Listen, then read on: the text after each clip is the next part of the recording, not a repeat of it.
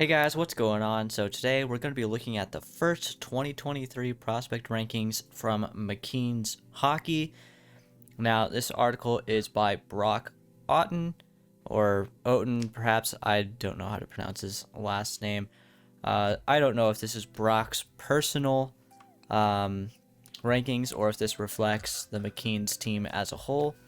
But that being said, let's just get right into it. So we start off by saying no rest for the weary, right? And now I'm not going to read this entire article. I will link it in the description, so if you guys want to read it, you can go ahead and do that yourselves. So I'm not going to do that for you. But I do believe, Brock, that the phrase is no peace for the wicked. Anyways, moving into the rankings. At number 1, of course, they have Conor Bedard. This isn't that surprising. Perhaps I should spend more time than I will talking about Bedard, but for this video, this isn't a Bedard video, so everybody knows he's going to go first overall. We're just going to kind of glance right over that. I think that it starts to get a little interesting at 2. 2 and 3. There's definitely 2 players. Well, I don't know. I think we might have a challenger or 2 into the top 3 than what people are thinking it's going to be at this point. But anyways, they have a couple of clips here that highlight these players' skills. So this first one highlights his shot. I'm not going to play this just in case there's like a copyright issue with that or something. But yeah, Bedard's best quality is his shot for sure. Now they do have a lot of clips that are just listed as skill, which I think is kind of funny because that is pretty vague. Like exactly what are they doing in that clip is unknown based off of that description. Anyways, going in the number 2 spot, they have Adam Fantilli. So I'm a Michkov guy. I think Michkov right now to me is still the second best prospect available in this draft, but a lot of people are on the Fantilli train, and you know, I get it. Fantilli is, I hate to say safe because I hate that description for any prospect in general, but also prospects that get labeled as safe, I feel like tend to actually be worse than other prospects. But if you're comparing Fantilli to Michkov, I think he is the safer, conventionally speaking, of the 2 picks. He's bigger, stronger, and he's just a well-rounded player. And him going second overall wouldn't surprise me. At this point anyways, we'll see at the end of the season, right? Michkov could just have an absolutely insane year, and then falling past 2 might be a surprise. We'll see. But with Fantilli, you're getting a guy who I think is probably going to have a really solid career. Probably going to be good for, I'd say, probably about 10 years. He is kind of a power forward, so there's going to be a risk of him kind of trailing off towards the end of his career. You never know. He could like fall off rather quickly. That happens to some players, particularly I think players that play his style of game are a little bit more vulnerable to that. But he is so skilled that it is pretty rare to see players with this level of skill fall off like that. So either way, you're getting a franchise level player, I think. Maybe not a generational player like you could be getting with a guy like Bedard or maybe even Michkov, but a franchise player for sure in Fantilli. And going second overall, I think, is justified. Or being ranked second, at least, is justified. Alright, so 3 then, of course, they have Matvei Michkov. And I already kind of touched on him a little bit, talking about Fantilli, but I think Michkov's ceiling is a little bit higher. He's a better goal scorer. I think there's more flashiness in his game, but, you know, he's smaller. Defensively, he's not very responsible, at times at least. I don't think he's a particularly well-rounded player. I think he's a better playmaker than people give him credit for. His brain in the offensive zone just goes into, like, turbo mode or something. He's, in my opinion, the second best player in this draft class. Alright, now at 4 they have Callum Richie.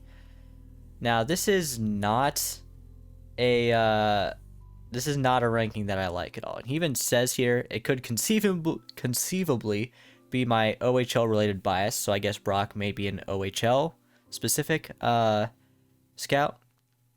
Related bias showing here with this aggressive ranking of Richie. And that is definitely true. This is an aggressive ranking for Callum Richie.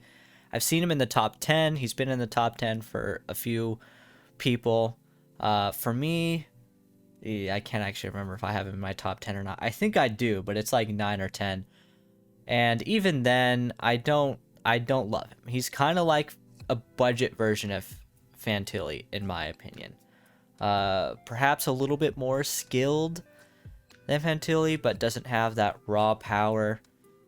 He does play kind of a pesty game, can be physical, and is not generally a player that you're going to enjoy playing against, but still has a ton of skill. So I think teams love to have players like that on their team. Obviously hate to have them on the other team. So 4 is still really high for him. I think there's a number of guys that just have greater skill. Even at this point, I think it's pretty clear to me that there's some guys that hopefully will be later in this list that are more skilled than Callum Richie, in my opinion. All right, number 5 is Dalibor Dvorsky, and this is one of those guys that I think is probably more skilled than Richie. Dvorsky is not a guy that I've seen a ton of so far. A lot of highlight clips. Did he play at the Klinka this year? I think he did. Either the Klinka or the World Junior Classic. He must have been playing at one of them. So I think I have seen him in some live game action, but he's another really skilled guy. He's a goal scorer more than a playmaker. I think he's got a really good shot. Pretty quick release. I don't think it's the most deceptive release in the world, but it's more than effective enough at scoring, at least at the levels that he's been playing at. And I believe this year he's playing in the SHL, and he already scored a goal in his season opener, or it might have been preseason. And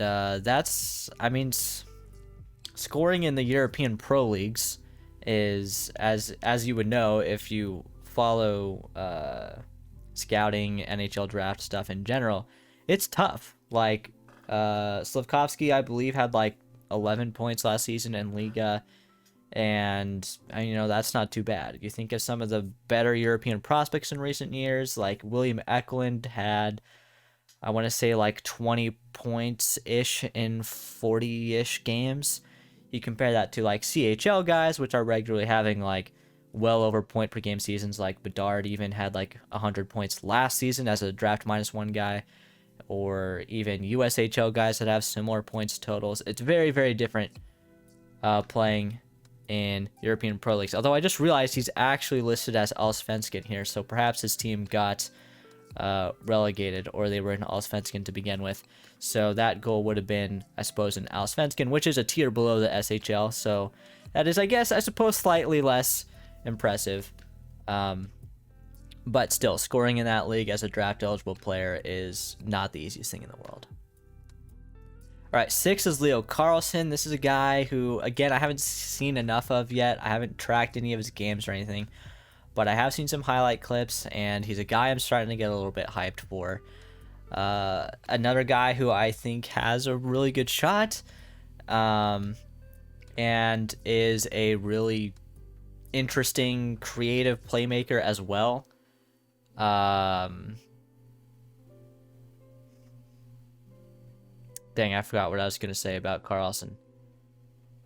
Anyways, he's a guy that, 6 is reasonable for him. There's so many high-end guys in this draft. It's going to be tough, like, picking between them almost. And Carlsson could be one of those guys that gets a little bit lost in the sauce in the top 10, top 15, where he might slip a little bit just because there's so many other really skilled guys that teams might just like a little bit more. But he is a guy that I'd probably say I like him more than Callum Richie. Now, I have to watch him more to really like solidify that opinion of him, but that's kind of my general impression. All right, Cam Allen at number 7. That's interesting. This is our first defenseman. This draft is not gonna, I don't think it's gonna produce a ton of high-level defensemen. I will say, in my opinion, I think the best in this draft class is probably Mikhail Gulyayev. So I've seen Gulyayev a few times. I have seen Cam Allen a couple times as well, and I like Gulyayev more. I think he's a better playmaker. He does kind of shoot the puck a little at times when I would prefer him to pass, but even then, like, he still creates a lot of volume in terms of plays in the offensive zone. And Cam Allen certainly isn't bad. He's probably the second or third best defenseman in this draft class. I think top 10 on him, though, is a little bit aggressive at this point in the year. All right, number 8 is my boy Zach Benson. So this is a guy that I was like really thinking of when I was talking about Callum Richie earlier. I just think Zach Benson at 8 is way too low. I absolutely love Zach Benson. If you saw him play last year, he was playing on a line primarily with Connor Geeky and I want to say like Jace Wheatcroft or something like that. I might be misremembering that name. But I thought he played better than Geeky last year as a draft -1 player. He is possibly the best playmaking forward in this draft class. Yes, better than a guy like Conor Bedard. Bedard is good. I don't think he's an elite playmaker. He's an elite goal scorer, yes. Benson, I think, is an elite playmaker. And at this point, I don't think there's been anybody ranked higher than him that I think is a better playmaker than him, at the very least. And he's got a decent shot as well, but he doesn't use it enough. I would like to see him shoot the puck more. That's one thing that he could work on this year. He's probably going to be a winger. You know, he plays a reasonable enough two-way game. Maybe he could be a center in the NHL. He is small, but, you know, Bedard is small too. Like, these guys are about the same size, I believe. Plus, you know, we'll have this year. We'll see what they measure up at the combine, I guess. But assuming they stays the same size, then size could be a little bit of an issue for him. But with the amount of skill he has in the pace that he plays the game as, the speed that he reads plays and reacts to plays, that kind of stuff, I don't think it's going to be too much of a problem for him. And if you're getting Zach Benson with the 8th overall pick, I mean, hats off to you. You're getting possibly a guy who could sneak into the top 3 in my rankings and in rankings in general. He's one of the guys that I really think, there's a few, like Leo Carlsson might be one, Dvorsky might be one. There's one guy that I personally am going to bet on that could challenge Michkov and Fantilli for one of those top 3 spots. I think it's Zach Benson. I would put money on this kid. All right, let's see. 9 is Brayden Yager. Okay, interesting. So Yager's another guy that I like a lot. He's a better goal scorer than Benson, but overall, I think the difference between Benson and Yager is more than one spot. I think Benson is just that much more skilled than Yager. Yager is still really good. He's probably a top 10 pick. I believe he is in my top 10 rankings at this point. Probably towards the back half of the top 10. Benson is like a top 5 for me. Yager's top 10. Really good shot. Kind of doesn't shoot enough either. He does shoot a lot more than a guy like Zach Benson, but given how strong his shot is, I do wish he would shoot even more than he does. And he plays a decent two-way game as well. I don't think he's fantastic in all 3 zones of the ice. I haven't had a chance to track any of his games yet. Of course, the CHL season has not officially started. They are in preseason right now, but I'm not going to track stats for preseason games just because, you know, the rosters aren't really what you would get in a regular season game. But he's definitely a guy I'm excited for. And at this point, I mean, you're starting to see the difference between the 2022 draft class and the 2023 draft class, because we're at 9, and this is a guy that I'm still, I mean, I might sound a little bit critical here, but I'm still way more excited for a guy like Yager than guys that were going in the top 10 of the 2022 draft class. All right, so at 10, we have the aforementioned Mikhail Gulyayev. So he's listed here as playing for, playing with Omsk in the MHL. That is actually not the case. He did start season in the MHL, but that was simply because the MHL season started the first of the 3-tiered Russian system, right? You have the MHL, the VHL, and the KHL. MHL season started first, so he played a game there, immediately got promoted to the VHL, played a few games there, and he's actually been promoted to the KHL. I'm not sure if that is because of injuries or if they actually think he's going to be useful in the KHL this year. I know he's picked up a point in one of his games, but last I checked, he was getting like between 7 and 8 minutes a game in the KHL. So honestly, I kind of hope he gets sent back to the VHL where he can really get more ice time and be a bit more of a dominant player. And to be honest, even playing in the VHL as a draft eligible player is quite the accomplishment. But I think with Gulyayev, you're getting a player who is extremely fast.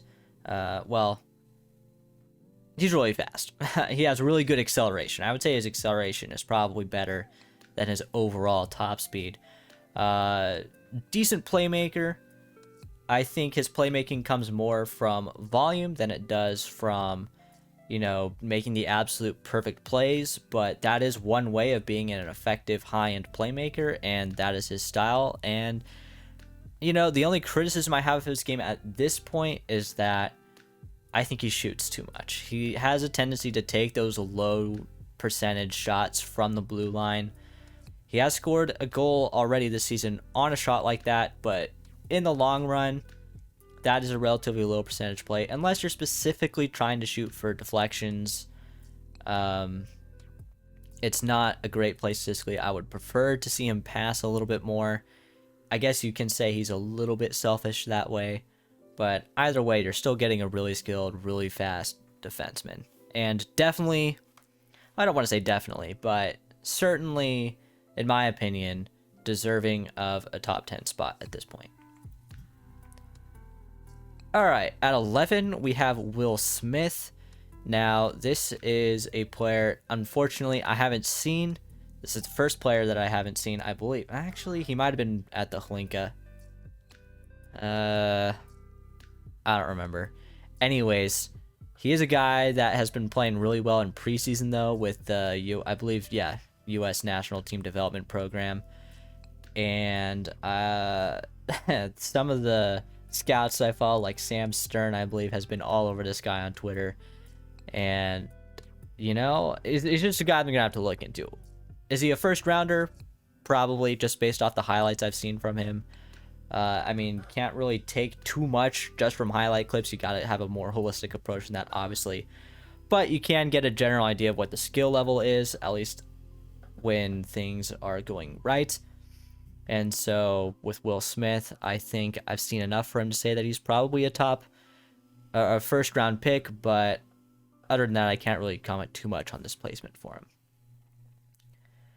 Okay, 12 is Charlie Stramel. This is a player I'm almost certain was at the Hlinka, and, he didn't blow me away. He's big, listed here at 6'3", 215 pounds. I believe he's a center, yes. He's kind of like Fantilli, late 04 guy. I have a little bit of... I take players like this a little bit more with a grain of salt. When you have such a size advantage, because 6'3", 215, when you're playing junior hockey, that's massive, especially last season. Obviously, he potentially would have been a little bit shorter, a little bit lighter, but you're still probably talking about a player that's over 6 feet tall as a draft -1 player, and they're playing against primarily 17, 18-year-olds, and you just have a huge size advantage on them, and that has definitely inflated, I guess you could say, Fantilli's point totals a little bit. But with Fantilli, I think the skill is there to back that up and make it a little bit more consistent, reliable, I guess. With Charlie Stramel, I haven't necessarily seen that. I don't think he didn't stand out a crazy amount to me at the Hlinka. But again, another player I'm going to have to watch more of this season before I can make any really definitive decisions on him. But 12, given some guys that I know of it that are available in this draft, seems potentially a little bit high for me. All right, 13, Kasper Halttunen. This is a player that some of my viewers have been pretty excited to see. I've seen him once, I think, and I could tell you that the skill is there, the shot is there. He has a really good release, I think. Other than that, I can't really comment too much on him again. So we're kind of starting to get into that point in any rankings. Now, there's only 3. I believe this is top 16, so there's only 3 more guys after this. So potentially going to gloss over these guys a little bit here. Theo Lindstein, potentially another one of those defensemen that could make an argument for the top defenseman in this draft class. I still think it's Gulyayev.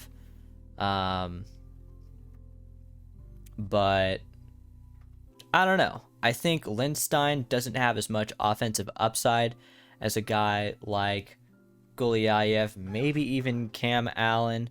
It's hard to say. If I had to rank those 3 guys in terms of offensive ceiling, it would definitely be Gulyayev, Allen, Lindstein.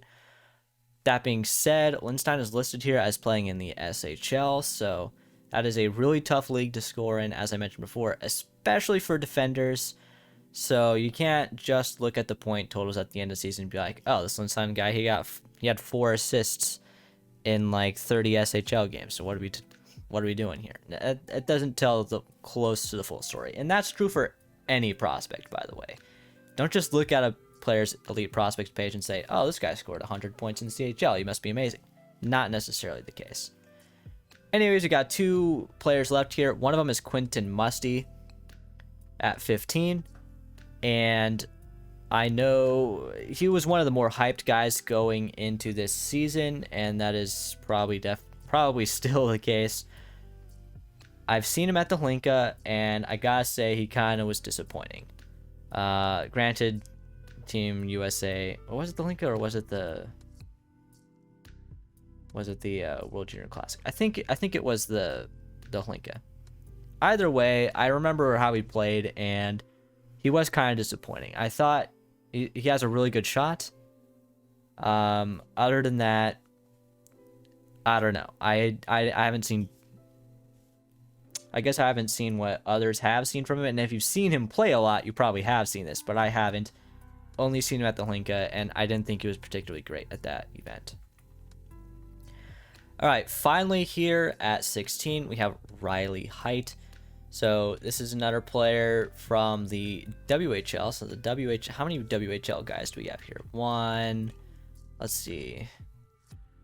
Charlie Schrimmel. Okay, this seems kind of low so far. There's a lot of really good WHL guys. Okay, yeah, Yager and Benson. So that's 3. Plus Bedard is 4. I think that might be it. So he only has 4 WHL guys in the top 16. Okay. If I remember correctly, that seems a little low for the WHL. The WHL is absolutely stacked this year. If there's one junior league that you're going to watch this season, make it the WHL. You can go to CHL TV and buy a season subscription to just the WHL. It's a lot cheaper than the entire 3-league pass. And go watch Zach Benson. Go watch Conor Bedard and Brayden Yager and guys like Riley Heidt. Not a guy, again, that I've seen a ton of, but I've seen plenty of highlight clips of his on Twitter. There's a number of WHL scouts that I follow, and yeah, so he's a guy that I'm really excited to watch this season, but I really need to watch him more before I can give you a definitive ranking of him. 16, although I will say it seems reasonable. That seems relatively in the range of where I think I would put him, where a lot of people would put him at this point. So anyways, that is it for this video. If you did enjoy it, please consider giving it a like, subscribe to the channel, all that good stuff. It would really help me out. I really greatly appreciate it. Leave a comment. Let me know what you think about some of these guys, this ranking. I try to respond to as many comments as possible. And that being said, guys, have a nice day.